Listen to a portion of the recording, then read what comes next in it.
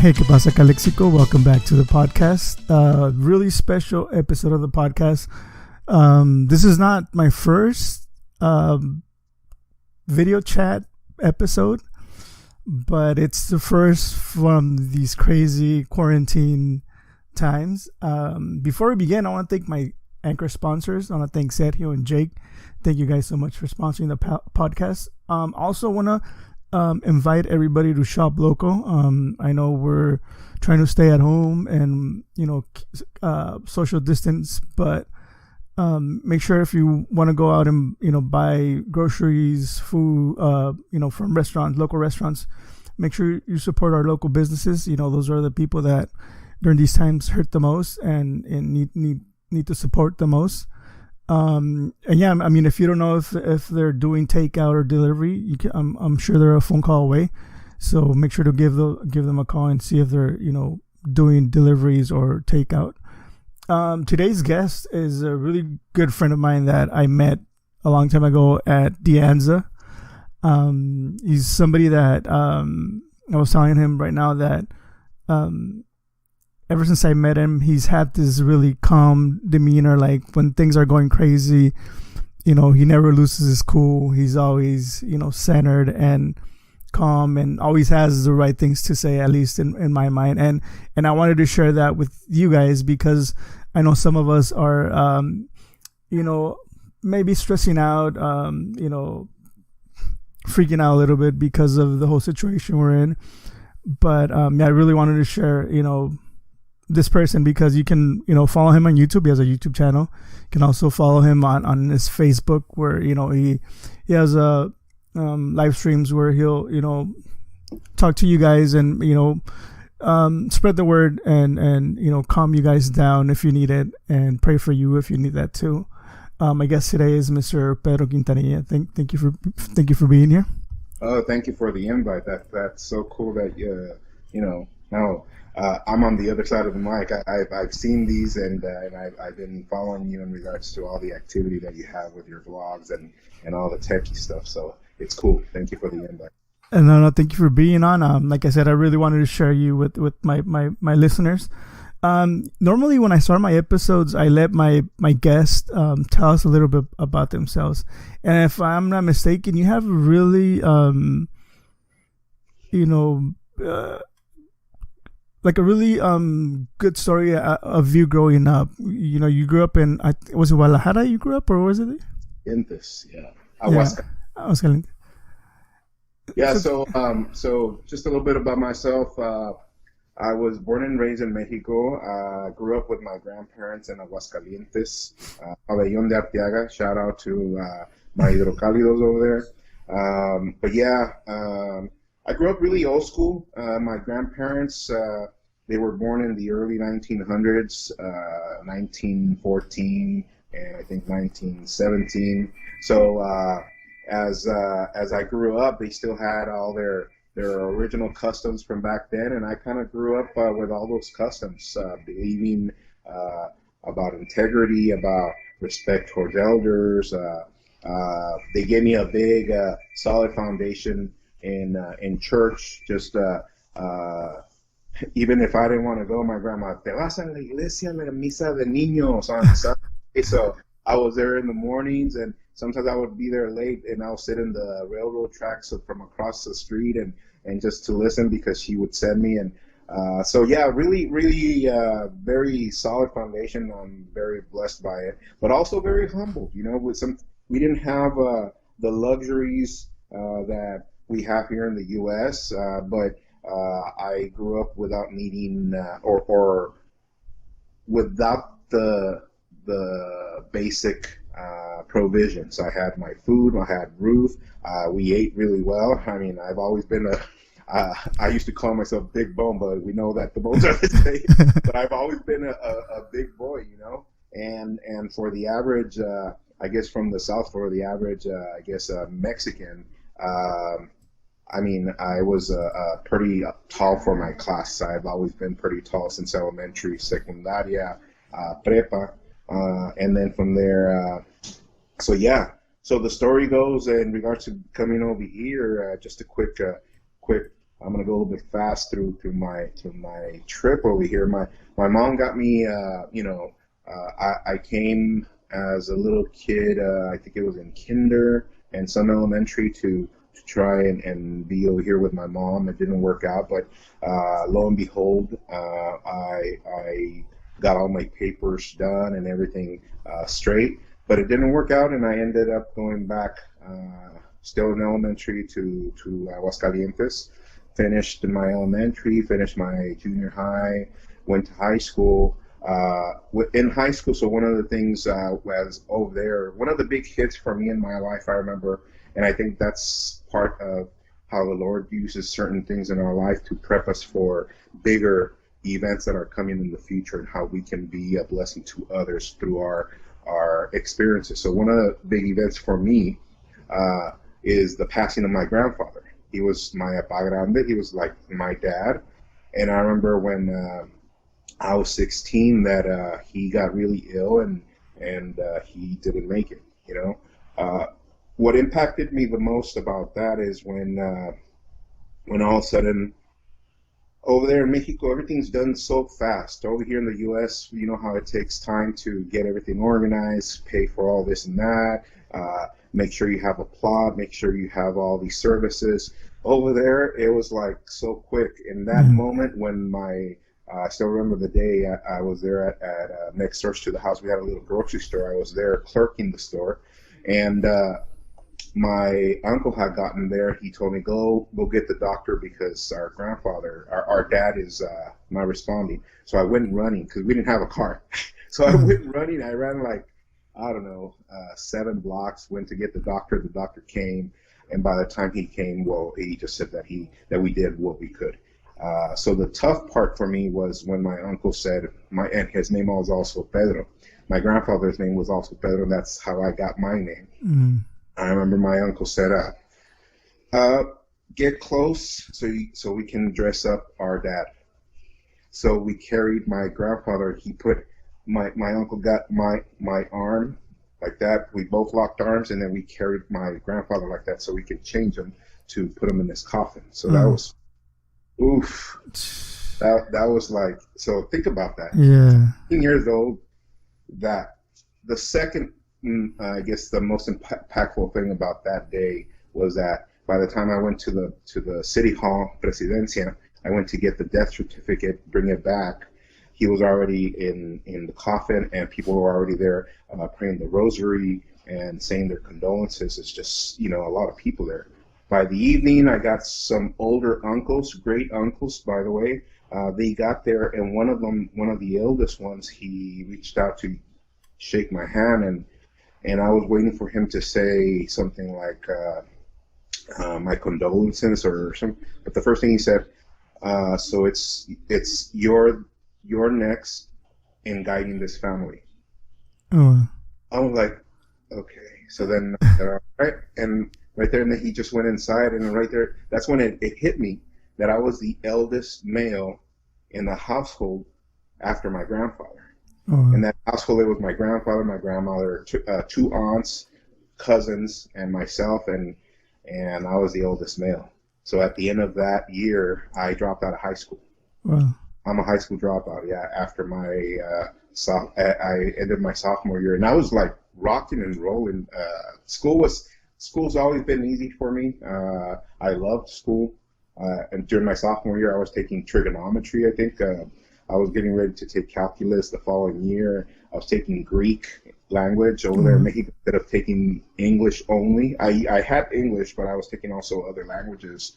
So I just was rocking it. So to me, the fact that in my mind, I was making up my mind that I needed to drop out to work for the family, that was a hit for me. Even though my grandma said I didn't have to leave school, or my aunts, me conscientiously, I was thinking like, how can I continue going to school if we're going to require money for that? Yeah. So long story short, I stopped. One of those days I was outside sweeping the store, just waiting for clients. I used to open at 5 in the morning, and I used to see some of the people leaving to school, and I was like, man, I wish I could go to school, to one of those, almost a full year went by when I told my grandma, I said, you know what? Uh, I'm just gonna, I'm gonna do what I have to do because I don't want to end up just, I mean, I have nothing against the living that we had over there, but I wanted to do other things. I Yeah. wanted to become somebody. My dream were, and I already knew my dream since I was a kid. I had three things that I wanted to be. Number one, the first Mexican in the NBA. No, yeah. Number two, an architect, or number three, a math teacher. And I remember I had that set since I was in seventh grade. I'm like, it had to be one of those three. And that's why I used to like carry the basketball everywhere I went. I used to draw a lot. I used to do a lot of math. I used to, when I got to high school, since I didn't have enough money for lunch or the bus back, I used to do 2 or 3 homeworks, with my own writing, one with very like good penmanship and another one sloppy, and I would sell 2 of them so I could make some money. Wow, that's crazy. So yeah, I was an entrepreneur as far as a kid. Yeah, when I was little, I used to do a shoe shine when I was in elementary on the weekends, and then during the summer, I used to work in the fields over there. So you know, the upbringing, I think, like I said, has to do with a lot of the things that now, as I'm here in the U.S. here, I came to the U.S. and finished my high school. I did my junior in Fontana High, came to Calexico and finished at Calexico High. I'm a Bulldog. Oh, really? I didn't know that.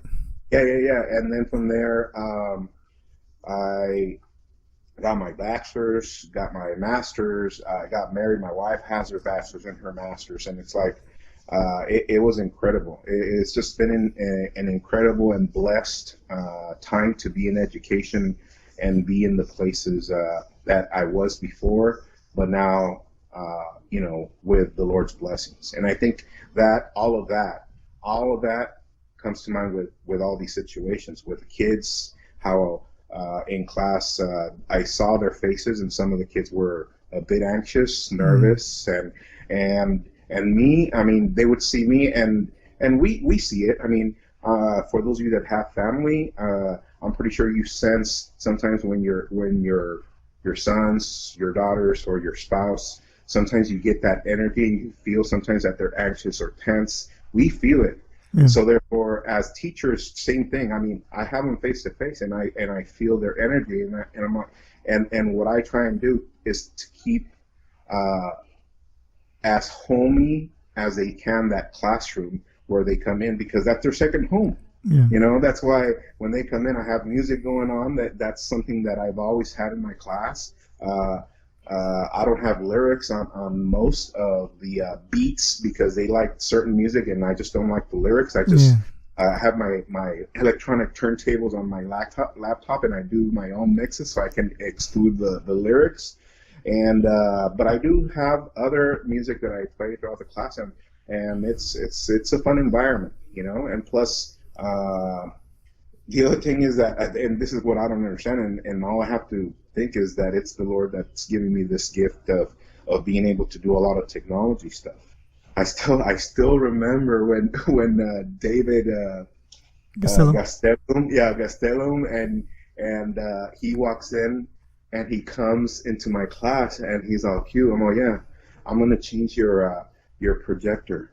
And I'm like, you're gonna change my projector? I thought I was freaking out because I had one of those projectors with a transparency, the overhead, the overhead projectors, one, and I was freaking out like they're gonna take away my stuff, because still there were other teachers doing it just by the whiteboard or the chalkboard, and I was like, man, I was so used to having my 4 colors here on the hand and using the 4 different colors to do the instruction every step different colors so that the kids don't get lost.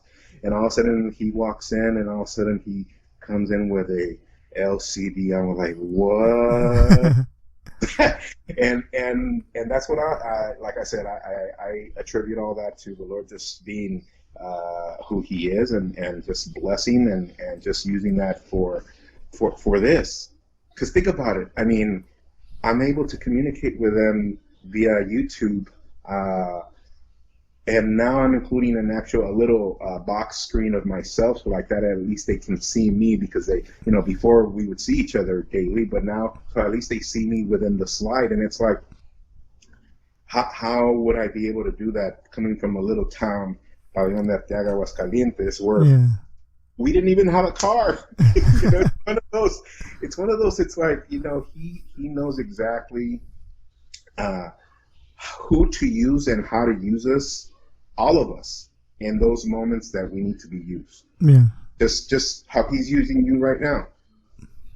You know what I'm saying? So with that, I think I'm going long in my intro, but it's like, No, I mean, like I said, normally I'll give him a little bit, but I really wanted to, you know, for you to talk about, you know, your upbringing, because I know it wasn't easy for you, and you know, you've come a long way, and to me, like, you know, we've known each other since De Anza. We know a lot of teachers. You know, we have friends in common that are teachers. Yes. But like, I see the stuff that you do with your students, like, you know, your YouTube videos. Yes. You know, all these cool things that you're doing to, you know, grab your attention, because it's not easy teaching teenagers nowadays with all this technology and whatnot. And I really enjoy the way you know, I guess evolved to, like, from an overhead projector, like you're saying, to like going to YouTube and, you know, putting all your lessons on YouTube. That's like, yeah. And you know what? And also, you know, the other thing that I think also plays a role in this is that persistency, I guess, being persistent and being open to change.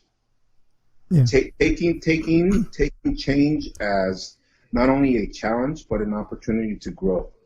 So when we look at challenges that come in life, whatever it be, whether it's in education, whether it's in life, because each of us, especially, you know, you or anyone listening, we all have our struggles, and everybody goes through things in life.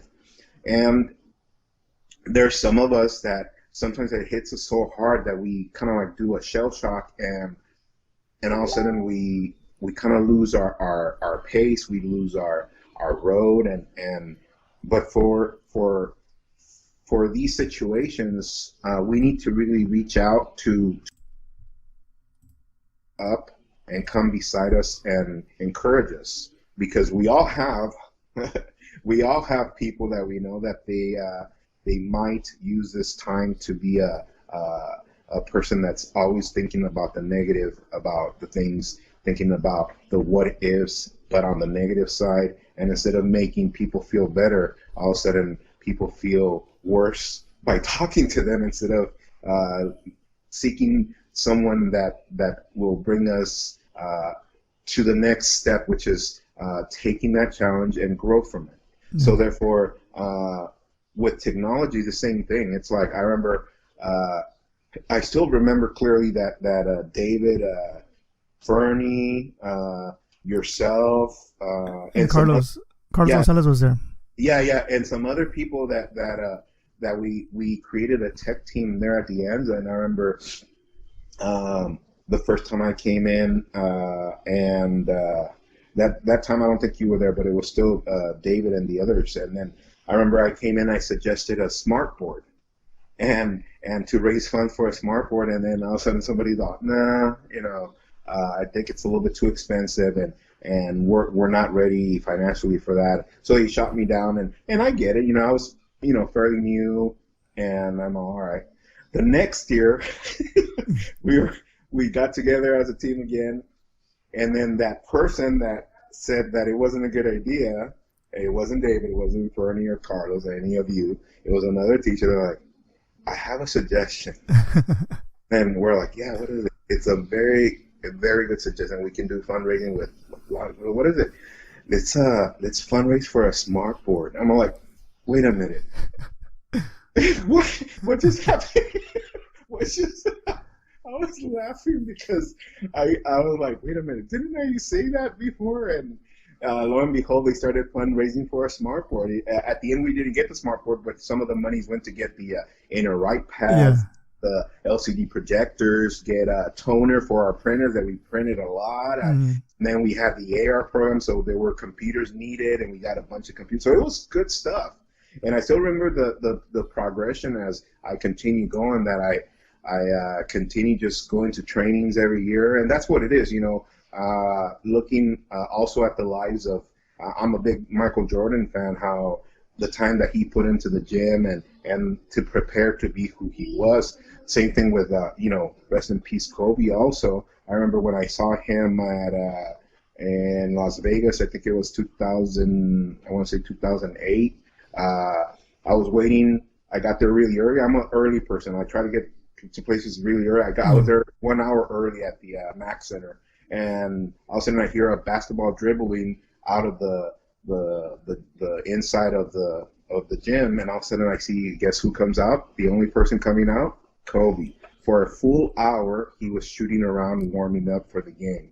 Then the came out, and then they did whatever they did, and that talks about how some of us have particular things that we can share with others, and so that others get ideas and wait a minute, maybe I can do something like that, maybe not as crazy intense as that, but maybe I can do something in my capabilities to continue growing and taking, like I said before, taking these times as not only as a challenge, but also take it as a platform to grow.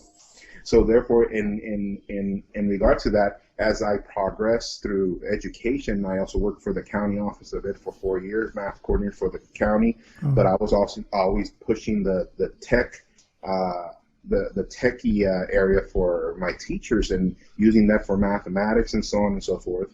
So all of that, people notice. Same thing, people notice what you do, believe it or not, even if they don't tell you, people notice. Mm-hmm. Same thing, whoever is listening, whatever you do, whether you're in education or not, wherever you're at, in whatever job or place, people notice your effort. If you're one of those that doesn't bend over, or let me just change it, if you're one of those person that don't all of a sudden break down all the time, and you're one of those that actually communicates and spreads that energy to others, or those positive vibes, people notice. They might not tell you guys, they might not tell me, but I'm pretty sure we do it because, like me, the very first thing I remember when I started uploading lessons on YouTube back in 2012, 2011, 2012, one of my colleagues right away tried to discourage me by telling me, well, don't you know that there's going to be other math teachers that they're going to criticize your work. They're going to criticize you doing the processes a certain way. And my response is, I'm not doing it for them. Yeah. Number one, I'm doing it. I'm trying to do the best of my ability for those students that are in front of me. Mm-hmm. And because I continue following what the Lord put in my life, and part of what he says is do all things unto him. So if we go about our business and whatever it is in our family, at work, and in life, and we think about doing things unto God or unto him that has a greater power and understanding above us, I'm pretty sure we're going to do things to the best ability. So like that, whenever we deliver something, whatever, because I remember I used to be a forklift driver also. I used to work at the gas station. But whatever it is, my grandfather used to do, whatever it is, if you sweep, be the best sweeper of the place. If you're going to be custodial, be the best custodian of the place. Yeah. And that's what it is, just taking it as a positive and an opportunity to grow. So. Can you tell us a little bit about your YouTube channel? Like, where can people, or who is it? Can anybody that's listening that has kids that might be, might need a little bit of help with math? What are the courses that you've uploaded to your YouTube channel? Yes. So my YouTube channel is 23 Mr. Q. Or if you go to YouTube, go to the search button and type in 23MRQ. And 23, obviously, for Michael Jordan, and then Mr. Q, because that's what students call me. So I thought that was just a catchy phrase and something that they can remember. Yeah. So when you go there, you're going to see an icon, and the icon that you see, and no spaces, because there's another Mr. Q out there that it's like a rapper or something. I mean, I know I can rap, but not that good. But the icon is actually I call it a Jedi, but some kids are like, Mr. Q, that's a hacker. well, whatever you want to call them. It's a hoodie with Okay. numbers like the Matrix Yeah, I'm instead of a actually seeing face. it. Yeah, and that's me. And then when you click on it, you go to the YouTube channel of my channel. You see in the background some algebra in fire or highlighting. But what you can find there in my YouTube channel is the entire Algebra 1 course. So for those of you that have people, that have kids, that have relatives, or even you that you're trying to refresh yourself in regards to algebra, an entire Algebra 1 course is in there. Just go to the playlist. I have two playlists. One of them is Algebra 1 full course, and I included there the full course from the very beginning all the way to the end. So you can just scroll all the way to the topic that you're on right now. And the way I present the lesson, I'm not like most of the examples that you see on YouTube that they just show you the problem, how it's worked out, and that's it. No, it's an entire lesson. So I present the main idea, which we call a concept. I make sure that you understand what it is, what it's not. And then from there, we go to the practice. So that once you understand that, you go to the practice, and we have several examples for practice. And I also include a home play, or we call it home play, but it's homework in there within the channel, within the lesson. So if that's something that you would like to go to, that's one. Also, the second playlist that's in there, it's Algebra 2. So I've been uploading all this year. So I uploaded the entire Algebra 2 curriculum up to the third quarter, which is where we ended this past week. But I already started uploading lessons this week, and I uploaded the ones for this week already. It was a couple of lessons, and within the lesson, I give a code for Nearpod. And Nearpod is an online platform I instruct with it where I control their participant screen, but I also give them a code where they can control their own screen, but they can take pictures of their work and submit it to me. You're going to find the Algebra 2 course complete in there, and I'm going to continue uploading as we continue on during the break that we have. So I don't know how long I'm going to be with this. So. Yeah. Yeah, it was. I went to your page right now, and yeah, you can see the little icon with the hacker, and it has like a binary code kind of. Huh? Yeah. It's pretty cool, right? Yeah. Yeah, I told the kids it's because I'm a numbers Jedi. They're like, all right, Mr. Q, all right. But yeah, I mean, I can't. It kind of sucks that you're no longer at the district here in Calexico because you're doing amazing things and. You've always done amazing things. I remember like we would play basketball in the morning. Remember? Oh yeah. So aside from our basketball days that we used to get up early in the morning, get there at 6:15, 6:30, and it was just to get some, blow some steam. And I remember Bobby Davila, shout out to him, Mr. Shin. Mr. Shin. I see him from time to time. Mr. Herrera, he used to he had transferred to Imperial. Shout out to him. He's suffering from ALS, so just keep him in your prayers. Who else used to go? I don't remember. It was a bunch of us, and I remember I used to get kind of heated from time to time. Yeah. But it was fun. It was a good way to start the morning because we normally did it a couple of times a week, right? Mm-hmm. Yeah, Wednesday, Fridays. Mm-hmm. Yeah, we try to get in there at least twice like that. We can just blow some steam, and yeah, that was amongst us. And then me with the kids, I used to call it the Q Challenge.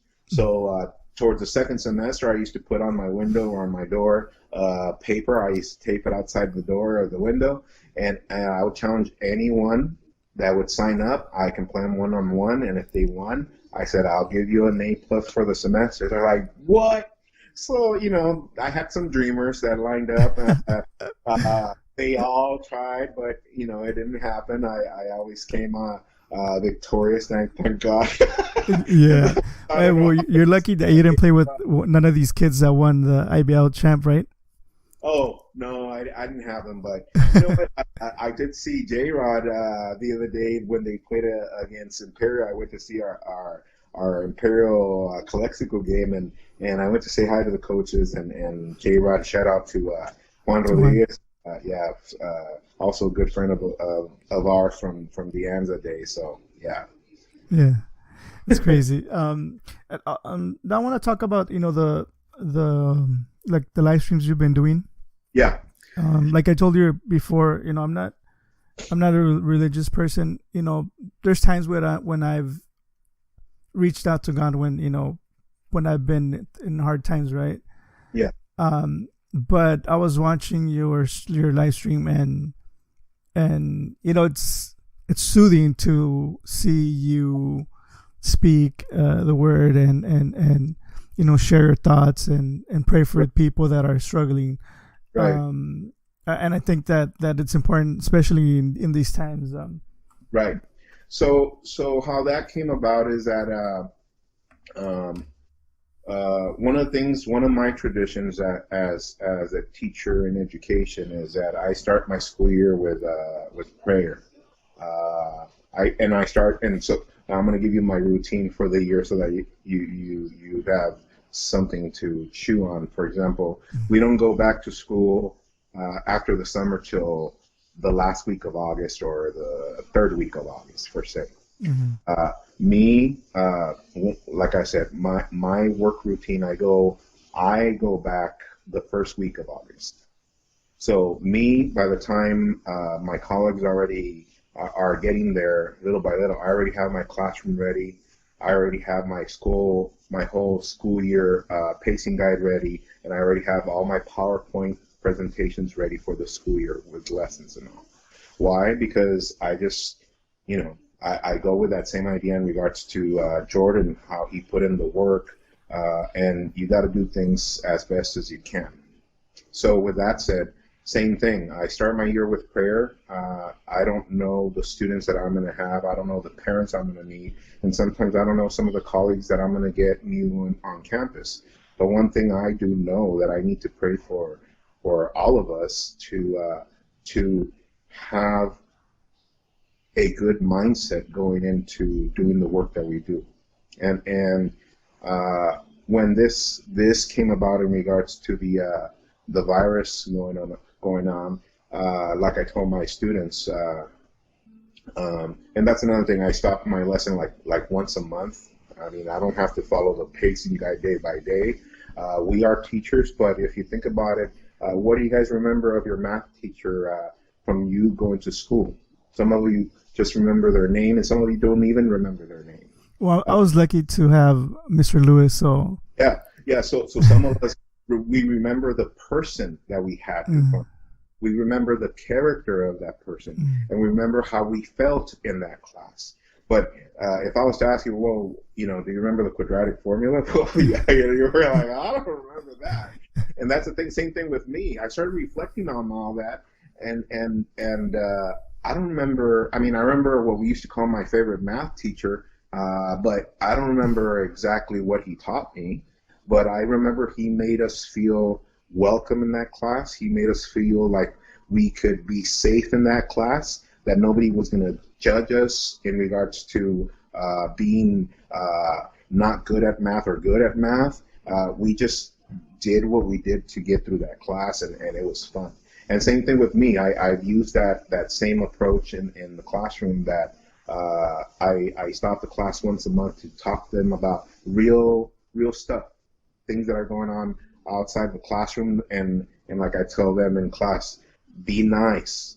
Every time I hear something a little bit, somebody slips that maybe they made fun of whatever, and I be nice, and they already know. They even check themselves. But why? Because we need environments that are positive. And same thing with all this. When we left work, I remember that as we were getting here to the house, and I also noticed it on my wife, and I can sense some of that tension, and we prayed about it, and I said, you know what? Since they're canceling all gatherings, like of 10 or more, I think it's just obvious that we should reach out and at least do a live of a prayer for everyone, because at this moment that's what we need. We just need to be united in the sense that we should understand that this is yeah, it's something that's impacting the entire world, but we also need to be united and doing proactive things. And this is one of the proactive things, doing the live and praying for everyone. And that's why when I reach out and I start that I start the live, yes, I anchor it, and I want to read a little bit of script. And once again, I'm not religious. I call it more of relationship. I have more of a personal relationship, and I just read a couple of verses, and then from there I just share what the Lord is having me share in regards to whatever we read, and then we start praying, and we pray for everyone. And I know, like I mentioned in the live stream, I'm, believe it or not, Jose, I'm a very antisocial person. It's like, I'm a math. So let's look at the factors. I'm a math person. I'm a techie, and it's like I have all the factors, And it's funny when I mention it to people, they're like, "What? You don't stop talking," But most of the time, of the people that I surround myself with are educators or math geeks or tech geeks and basketball geeks. So it's one of those, like, I can talk all that. And so when I remember when that first, to me, it was hard to pray just in public. Number one, that was hard for me. But eventually, just the Lord giving us that strength and wisdom to be able to share and be a blessing, just how He is to us, to be a blessing to others. So that's why on that live stream, I tell everyone, maybe you don't know how to pray. Maybe sounds kind of weird to some of you because it's not an organized prayer. It's just I'm just talking to the Lord. But I'm talking to the Lord about things that are going around us, and I'm talking to the Lord about people that might not know how to reach out to Him.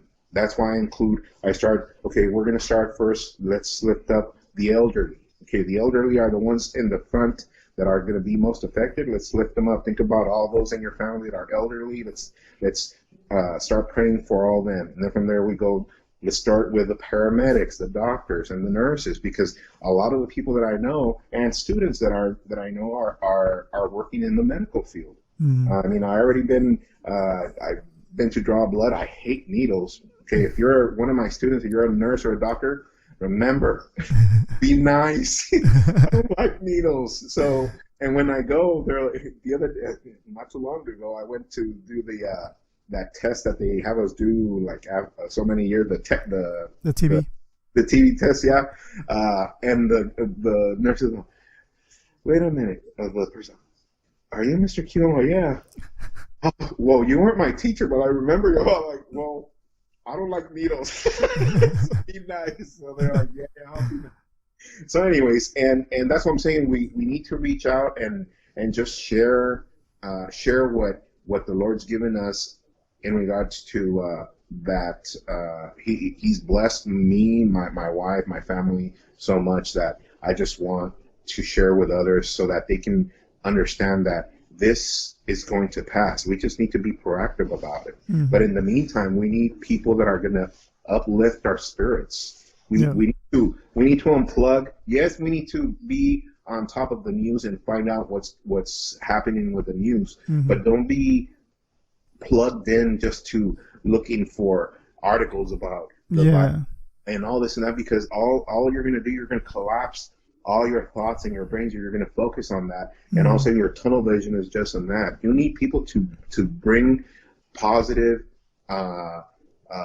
thoughts, positive activities, positive things to do. And if you can reach out to people that know how to pray, if you don't know how to pray, reach out to them so that at least they pray for you and they lift up your spirits. And that was part of me going live and doing that.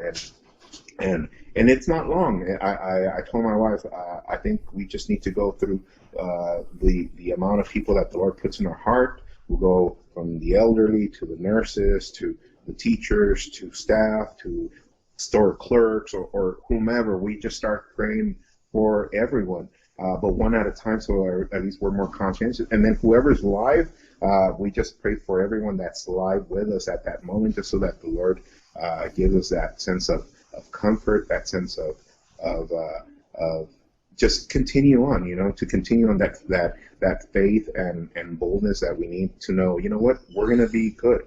We're going to be good. We just need to reach out to him, and he's going to carry us through, Yeah, exactly. Yeah. Well, we're 40 minutes in. I've been trying to keep these 45 minutes. Excellent. Is there anything else that you would, like to add that I didn't ask you or touch upon? Well, just that I'm just gonna ask you guys, or challenge you, those of you that are listening, challenge you, Jose, also, that now that we are at home and that we are spending extra time, remember, the dynamics are going to change a little bit in regards to being at home. So I'm going to say it again, like I tell my students, be nice, because we're going to get to those points that, we might start rubbing each other, a little bit in different areas that we don't like to be rubbed, and our characters are going to clash from time to time.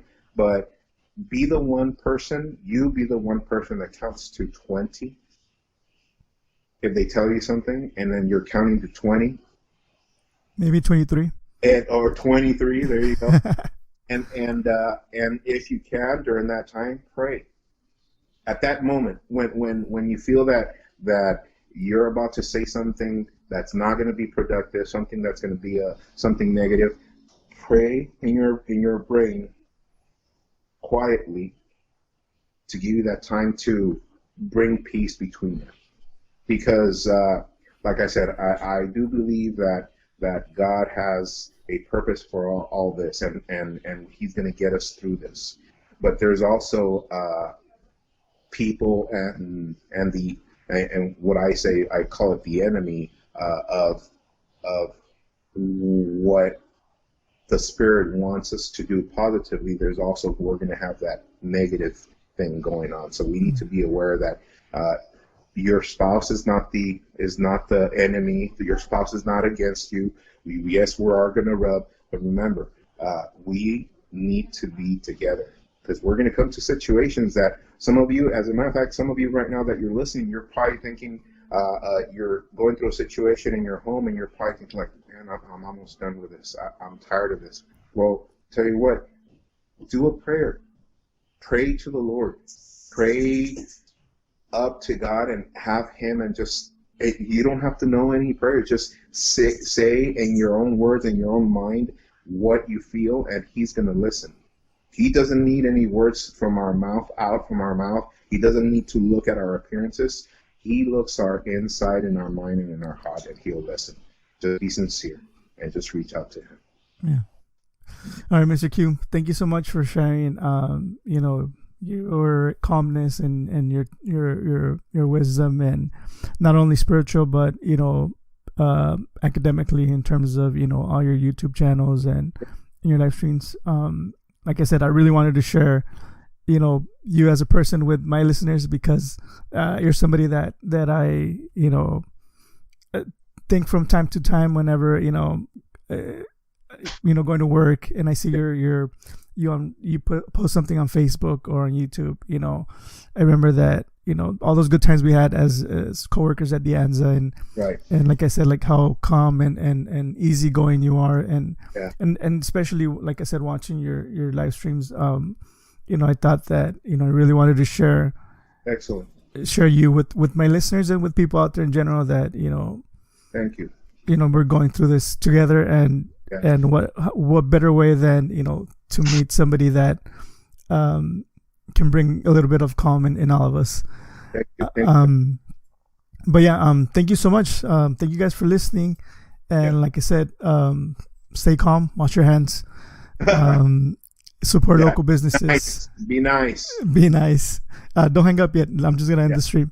Right. But yeah, thank you so much for listening. And I hope to bring some more people on like this, since we're trying to practice social distancing. I'm trying to do more of these not live streams, but like video chats, because it helps me a lot too. It helps me distract a little bit, and get to talk to people and share with you guys. So thank you for listening, thank you for watching, and we'll see you in the next one.